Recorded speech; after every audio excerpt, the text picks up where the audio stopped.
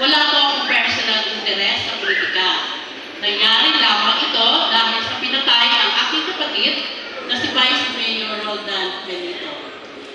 Nais ko pong pagpatuloy ang kanyang serbisyo sa ating bayan kung pagpalain po ako ng Panginoon. Sa ganun pa man, umaasa po ako na sana panatilihin natin ang respeto sa bawat isa.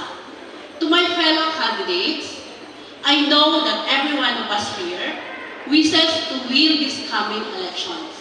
But as we work towards our victory, let us not use our power, authority, and money at the expense of others, losing their reputations and dignity, and expense to the losing innocent lives.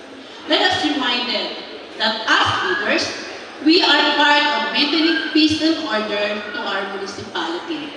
Sa ngalan po ng aming Team Aguila, kami po ay kaisa sa hangarin at commitment tungo sa mapayapa na ayos na halalan 2025. Maraming salamat po at showtime!